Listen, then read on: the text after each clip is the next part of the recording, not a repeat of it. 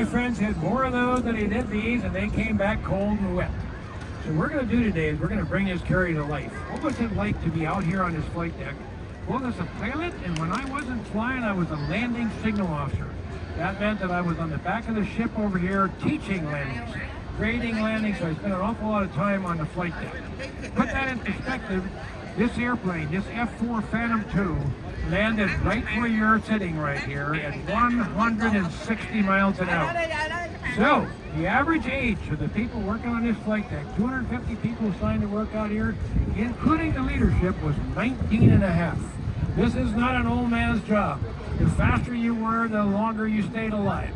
This is a dangerous business, especially at night. Okay, so, a little bit of history. This carrier was not in World War II. It was actually commissioned a week after the end of World War II. So, it looked just like a World War II carrier. It was a straight deck.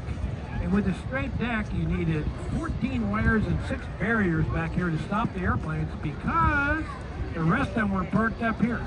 Okay, well now you're flying propeller-driven airplanes. We're landing at 80 miles an hour instead of 160, and they had instantaneous power response with their propeller-driven engines, so that worked out fine. But then came Korea, and we started flying that beautiful airplane back here, that F-9 Panther, the red nose there, the folded wings, great airplane, great fighter bomber. Now it's landing at 120, and so this environment became too dangerous. And the newer carriers were now being built with angled decks. And after 10 years as the largest capital warship in the world, Midway came back in and got its first angled deck, which looked like this. Been modified twice since to where it's 13 degrees off now of the main deck. That allows us to get by with only 3 wires instead of 14. And now if we miss the wires, no big deal. We go back around and we try again. We can also land an airplane back here while we're firing one off of this catapult, so we can do continuous operations. Big change in capability. So how do we land on an aircraft carrier? Well, I get no respect at home. Okay, my wife sent me out to work this morning with a inappropriate, politically incorrect hat on the rear end, and then hands me my lunch bucket and says, "Off to Grandpa daycare now." So she would say that you can't land on an aircraft carrier unless you have a huge ego. Okay, now you don't really have a huge ego, but you do have to be confident, maybe a little cocky, but that's what we use. It's called a Fresnel lens. It's located up here behind the helicopters, and it looks like this to us. If we can keep that yellow ball in between those green datum lights are called, we will have a 3.5 degree glide slope and a 700 foot a minute rate of descent, right on down to that number 2 wire. Okay, we also have the help of the landing signal officer. That's what I did when I wasn't flying. He's the one with the phone in his ear there. His responsibility is to keep our landing safe. If we get too far out, he's going to wave us off, and it's also to grade our landing. All 786 of my landings carried a numerical grade. We are super competitive people. All of us played high school sports, most of us played college. And so now we get in and put our name on a board against everybody else, and we really get competitive, which makes for better landings. And so lastly, every landing's on television, all over the ship. Okay, and yes, we had replay, even back in Vietnam. Well, guess which ones were replayed? Well, not the good ones. The worse they were, the more fun they were to watch. So if you had a terrible landing and scared yourself and got hollered at by the instructor down there, well, now you go down to the ready room and your so-called friends are making fun of you. And they're rerunning it over and over. So you just hope that somebody has one that's worse on the next recovery to bump you off of the replay there. This guy's in great shape. He's going to get a good grade. This guy's in terrible shape. That means he's going to hit the back of the ship. If you see that red light, it means you're not going to get over the back end of the ship. There's only 12 feet between the bottom of this airplane and the back of the ship on a perfect pass at 160 miles an hour. And oh, by the way, the ship is never steady. It's always moving around, from the big swells out there in the ocean. And so the good news is that device is stabilized to handle 20 feet of ship's movement, still give you an accurate depiction of where you are on that glide slope. Well, that was not taken by a late fighter pilot, by the way. That was taken by a helicopter, this hovering out there. Okay, so at this point now, I'll shift gears and jump in the cockpit. So I flew the A4 Skyhawk, the little fighter bomber. You just see the nose of it there, just past the helicopters. That's the airplane that was used to, in Top Gun 1, chase Tom Cruise all over the place in his F-14. That airplane has a 700 degree a second roll rate. So you can take the stick and go snap like that, it would roll twice. Really fun to fly, but not real sophisticated as far as countering sophisticated threats in Vietnam. And so it was replaced by the A-7 Corsair II, which you can find located in front of the island here on the elevator there. That's also a single-seat fighter bomber, and that's what I flew in Vietnam. So for today, we're going to talk about, I'm the flight leader now, and I have a division, and there are 3 other airplanes, 4 of us total, and we're in a Tonkin Gulf, and we're getting ready to go on a 1.5-hour mission. Is that how far we got to go to get to our target? No, that is the cycle of the ship. They're going to launch 20 of us, and then an hour and a half later, they're going to launch another 20. By the way, there's no need for a cup of coffee in the morning if you're a naval aviator, because you're going to come up here, go to the catapult, and go from 0 to 160 in 2.5 seconds, which is really fun in the daytime and really terrible at night, as you might imagine. Okay, so off we go, and now it's my responsibility. We're flying out there. When we come back, it's nobody says a word, nice weather, zip lip, nobody talks. I watch this catapult.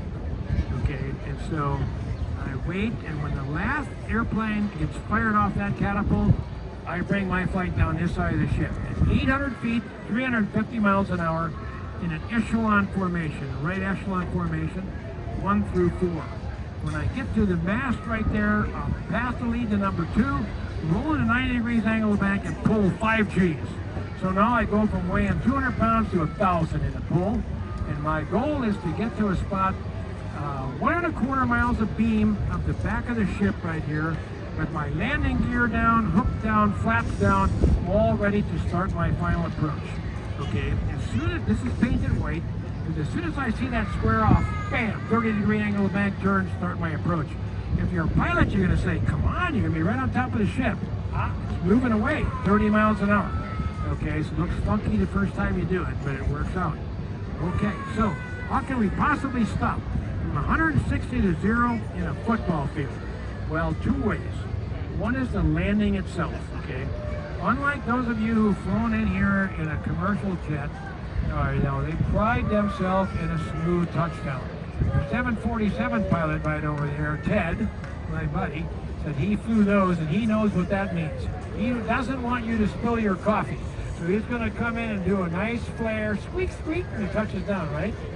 We naval aviators consider that landing a sissy landing.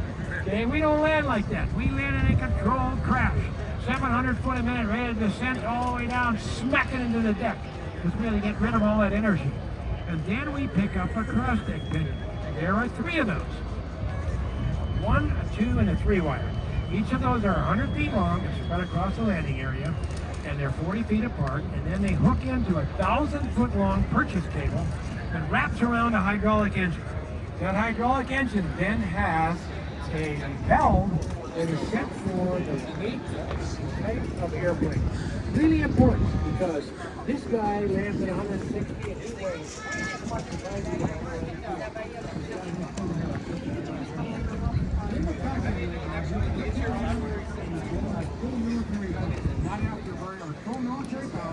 In case he misses the wires, okay? Yet believe me, he knows when he catches a wire. And now he's going to slow down, stop. When he does, he's going to bring the power to idle. He's going to lift the tail hook handle up, and this cross-deck pinion will drop to the deck and begin to retract. It takes 20 seconds for it to retract and be ready for the next airplane. Why is that important? Because in the daytime, we land 160-mile-an-hour fighters every 45 seconds. Another reason to be 19 and a half when you're working out here on the flight deck. Why so close together? Because the captain of the ship does not want to be in this landing mode where he's on a certain course and speed for any longer he needs to be. A submarine can track him, got to worry about other ships and so on. So he wants to get it over. No problem, unless something goes a little wrong. Like let's say this guy lands a little too far left. And when he does, this wheel right here rolls over this device. That is called a fiddle bridge. It goes right in that slot right there. There's one there and one equidistant on this side of the center line. The purpose of those fiddle bridges is to hold that wire just high enough so that your wheels will go over it, but your hook will pick it up, okay? Now with that broken, the next airplane won't be able to get that wire. So the air boss is up in the tower up there with his 5MC, his loudspeaker system. You can hear above the roar of the jets and everything.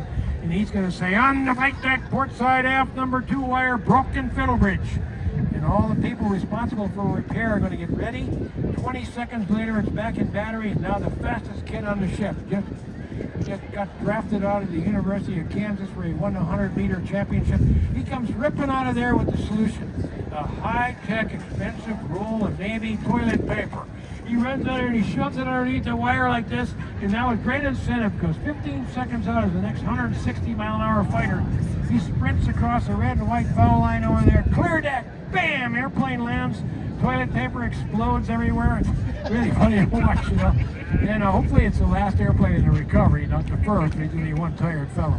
But it works. Okay, so landing on a carrier at daytime. 3 things the pilot's got to do, none of which should involve looking in the cockpit once you start your approach. You need to land on the center line. You need to keep this ball in the center. And lastly, you need to be at 160 miles an hour or very close to it. And so all 3 of those things should not require looking in the cockpit. And so the only one that does is your airspeed, your speedometer. And so we take that and we translate it to angle of attack, and then we display it right in front of the pilot. So he's got everything out there in front of him. This is what he wants. That means he's within 3 miles an hour of 160. This means he's slow. The main control of airspeed in a jet fighter is your nose attitude. Okay, so you're slow like that, you got to lower the nose, but then you got to adjust the power, because that controls your altitude. Here, the first thing you do is pull back on the stick and then adjust your power. We'll make over 100 little corrections in the last 18 seconds coming down there before we land. Okay, so we're going to put a GoPro camera now behind a Super Hornet pilot. That's the airplane being flown by the Blue Angels. It's the main airplane being flown off these carriers over here, and it's the one that was flown in Top Gun Maverick. So here they come. Okay, he's going to snap it over here. Now he's going to pull 5 Gs here, using the horizon to stay level. And then he'll start varying his angle of bank. He'll look back at the ship and eyeball it to get 1.25 miles of beat, not using a computer or anything. And now he's, when it starts to shake here, he's lowering the landing gear. The first thing you're going to see now, when you come around, is the wake. Okay, and remember, he's got to cross that wake and then roll wings level with a 13 degrees angle off. Here's the wake.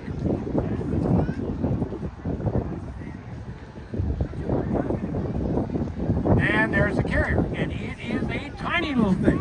The first time I did this in that little airplane behind you, I looked at it, I went, what am I doing out here? Do I land on that thing?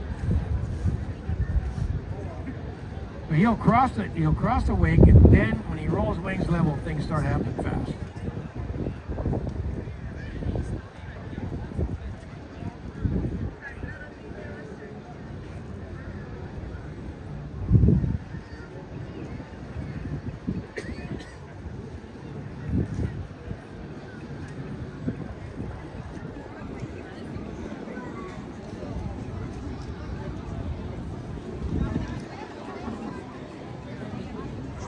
Got him. Okay, the airplanes really vary in size. This is the biggest one, the E2 Hawkeye. In fact, you can go look at one. We got up on the end of the landing area up here. You can actually go inside of it and see the cockpit and the whole works in there. But this is the biggest airplane in wingspan, 80 feet of wingspan. So it has to land on the center line, so it doesn't hit parked airplanes on either side. This is also the most sophisticated, expensive asset on the carrier. That electronically scanned array radar up there can see out hundreds of miles and tell you exactly who's out there and whether they're friendly or not. This airplane also goes over all of the combat areas, Afghanistan, Iraq, Bosnia and Herzegovina, wherever it happens to be, and they help guide fighters to targets as well as to Air Force tankers on really long missions. And ladies, this is what my daughter flies. Oh yeah, this isn't all about the boys anymore. No.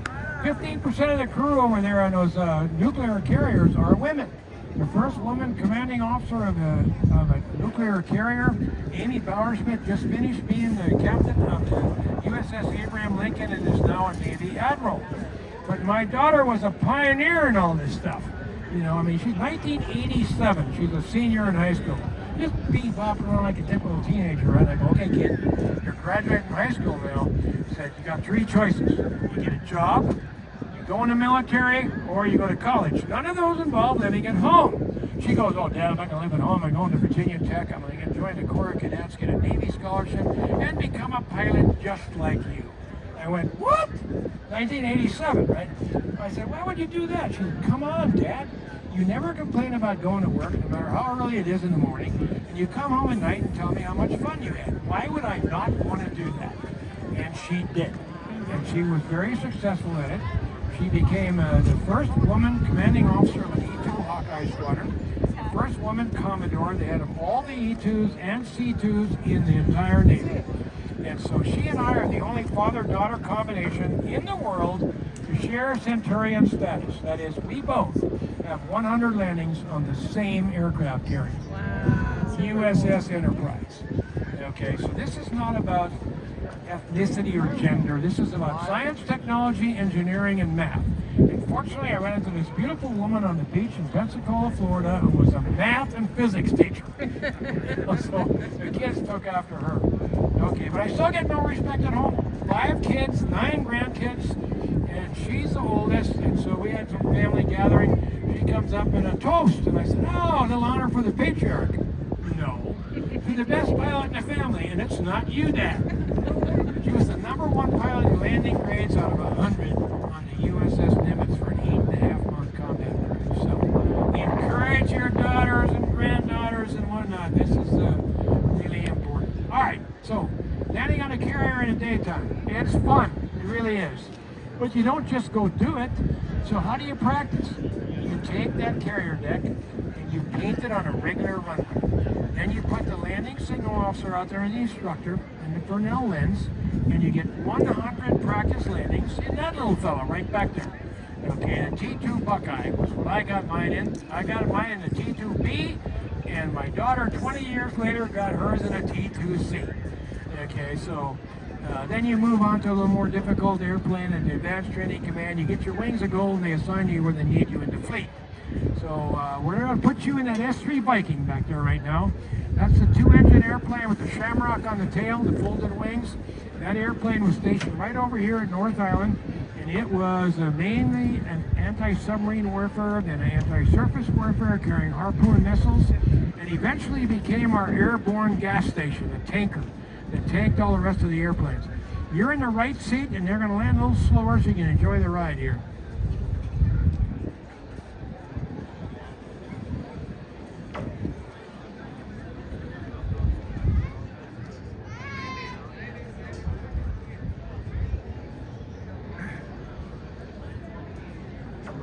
Okay, now you need to get out of the way here because here comes the Super Hornet with a non-sissy landing here.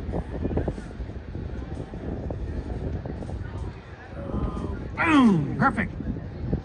Here's the stop. Now, if you forget to hook these things up right here, I have seen this happen. You will be on TV all day long with your bloody nose from smacking into the gun sight. Didn't happen to me, but I saw it happen. Okay, so look at that signal. What he's doing is he's signaling the yellow shirt who's going to park his airplane.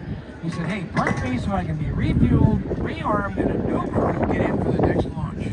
And he's giving a thumbs down to me. Take me to an elevator so I can be brought below for repairs and a different airplane brought up to replace me for the next go. And that's only 15 seconds up, 15 seconds down for that elevator. Okay, so this is the F-35 Lightning II.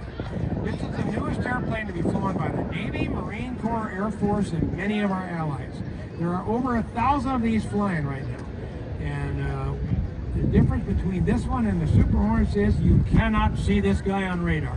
He is totally stealthy. Big, big jump in technology. And so when Putin invaded Ukraine, Poland, Finland, and Germany all came aboard for this program. Because this airplane is one that nobody can match. All right, so at this point now the sun goes down, and with it goes all the fun in naval aviation. This now becomes the hardest thing there is to do, period, in landing an airplane. Neil Armstrong summed it up the best when he landed on the moon in 1969. Can you imagine the risk? This Apple Watch probably has more computer power than all of those IBMs churning away in Houston. You know, but he lands on the moon successfully, and now he comes back and he's a laid-back, cool test pilot, right? And so they say, so Neil, how hard was that to land on the moon? He goes, easier than land on a carrier at night. So we're all out there going, man, we could all be astronauts. Oh no, the astronauts, you talk about science, technology, engineering, and math. All of them have at least a master's degree, many with PhDs, and all of them are graduates of a developmental test pilot school curriculum, which is a brutal curriculum. So no, we couldn't. But half the astronauts were wings of gold, Navy and Marine Corps pilots. So we're very proud of them. Okay, so why is it so hard to land on an aircraft carrier at night? Well, unlike coming in here at night, where I got all these buildings and bridges and cars and maybe a couple of home runs by Aaron Judge and Soto over here flying in here. Anyway, I got all that stuff that defines the Earth from the sky, okay? Now, when I'm out there, there's nothing, just that little old carrier. And oh, this marine layer that we whine about here in San Diego, the May gray and the June gloom, guess where it is at night? 800 foot over, out there at sea. So it's a very vertigo-inducing environment. We have to do everything differently than we do in the daytime. Now instead of coming in to break and nobody talking on the radio, now everybody talks on the radio. All those radars you see going around up there, especially the Spin 43, is used to tell the ship where we are in relation to where we should be. The first guy lines up at 20 miles, 5,000 feet. The next guy is 21, 6,000, 22, 7,000, until the whole recovery is lined up. And then we fly about the same airspeeds to stay a minute apart now, 60 seconds apart at night. And we come down, and the ship's responsibility is to get us to 3/4 of a mile, which is about 18 seconds from touchdown, where they then hand us over to the landing signal officer, which is what I did when I wasn't flying. And so now he's a pilot, and he's looking at our airplane. He can see whether we're lined up right or left. He can see whether we're fast or slow. And there's a destroyer behind us back there that he can use to see how much the ship is moving, because it's coming in. So, it sounds something like this. This is the ship now talking to me. I'm the first guy down, flying that little A4 Skyhawk 301. So here's the conversation. Skyhawk 301, you're approaching 3/4 of a mile. You're slightly above glide path, and you left the center line, call the ball. This is the first time I look out. Hopefully I see that right there. And I go 301 Skyhawk ball 3.0, 3,000 pounds of gas. Roger ball, he answers. Said, you're a little high, a little right for your landing. Okay, bring it back to the left now. A little power to catch it, a little more power. Bang, I land, okay? Well, it doesn't sound exactly like that, because the two-seat airplanes, the F-14, for instance, with Maverick in the front and Goose in the back, you know, Goose has been important to the mission as a radar intercept officer up to this point. And now he's just riding back there, okay? He's going to make the radio call. And of course, he got nothing else to do, so he's clearing his throat, deciding what movie star he's going to be and how cool he's going to be, and it sounds like this. 105 Tomcat Ball 4.0. It's exuding confidence, manhood, testosterone, all that stuff, right? And then us single seat guys show up. And our blood pressure is 300 over 295, our heart rate's 215 beats a minute, and we try to sound cool, but it comes out like this. 301 Skyhawk Ball 3.0! Okay, so that's daytime, it's fun. This is night, it's not.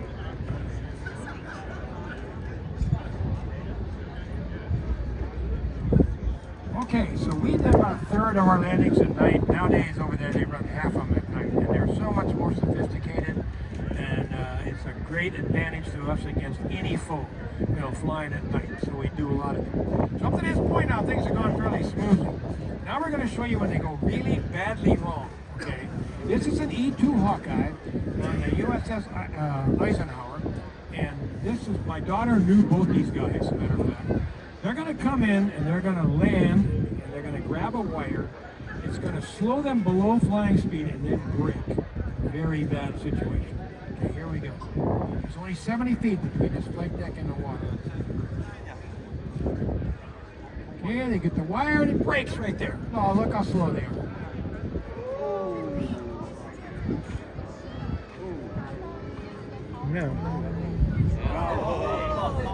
So the co-pilot lifted the landing gear, otherwise they'd have gone in the water. And those two guys were both 26 years old when that happened. 20 minutes later, they landed in Norfolk, Virginia. They were 70, and both of them needed new flight suits. That's as close as you can get right there. Okay, so the environment over Hanoi and Haiphong in December of 1972 has been compared to Berlin for the 8th Air Force in 1944. It was nasty. If you, there's a Netflix series out there called Masters of the Air right now. If you want to see how bad that was. Anyway, sophisticated surface-to-air missiles and radar-guided guns, a lot of damaged airplanes. And when an airplane was damaged to the point where it would be really difficult to get it back aboard the carrier, he could send it to an emergency bingo field called Marine Corps Air Station Joint Air Force Base, Da Nang, about 100 miles from where the carriers were operating. In this case, Lieutenant Denny Galeese from the VA-155 Silver Foxes on the USS Oriskany was flying over Haiphong. He's getting ready to roll it on his target when he sees one of these supersonic missiles coming at him. Now he's got to be patient. He's got to wait. Got to push out, wait, boom, into it. Then it can't make a turnaround to get you, okay? This one, though, was so sophisticated, it had a proximity fuse. When it went by, it detected his airplane and blew. Didn't knock him down, but damaged his airplane. So he could not get his flaps down. The device is underneath the wings. So now his controllability was, instead of 160 miles an hour, his airplane was uncontrollable below 200 miles an hour. Way too fast for a normal carrier landing. Okay, let's send him to Da Nang. Da Nang was zero visibility, zero ceiling, and a massive thunderstorm. Can't get in there. Can we take him on board the carrier? Yes, we can, because he can still grab a wire, and then we're just going to add this barricade. The barricade is a fourth arresting gear system in front of the 3-wire. And now instead of the wire just running along the deck here, it goes up through 2 stanchions, one on either side, and it's 20 feet high and hangs down to grab the airplane as it comes in. Unfortunately, the stanchion over there, when he gets in close, will cover up his main instrument for landing, the Fresnel lens. So the landing signal officer will talk him down, okay? And for the only time ever in a jet fighter, when you land on a carrier, that you do not go to full power on touchdown, this is it. The LSO will say, cut, and the pilot will take the power to idle. Okay, so he's going to be coming so fast here that his nose gear will fail underneath the airplane. All right, here we go. 5 minutes, they can put this up. They practice it all the time. Look how small the sailors are compared to the device there. And he's going to be coming from up there down to here, and he's going to be smoking. Here he comes.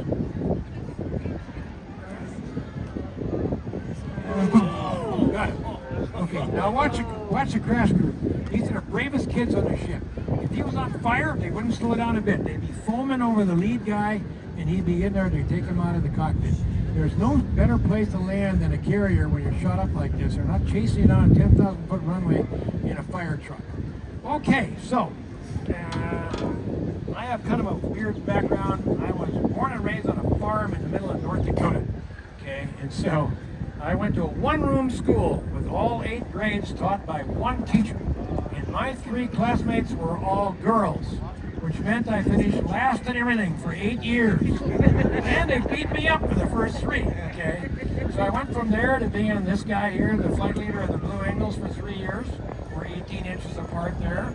And to the captain of the aircraft carrier Constellation. How does that happen, especially to a rather bad kid? Okay, well, it's a rough and awful hilarious ride with a lot of good luck along the way to just stay alive. So there's my daughter breaking through the crowd line. She's 5 years old there. And so she's greeting me when I got back from my 100th landing on the Enterprise. 20 years later, I went and greeted her when she came back from her 100th landing on the Enterprise.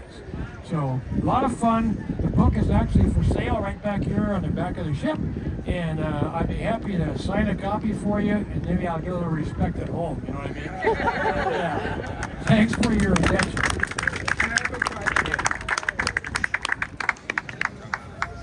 Okay.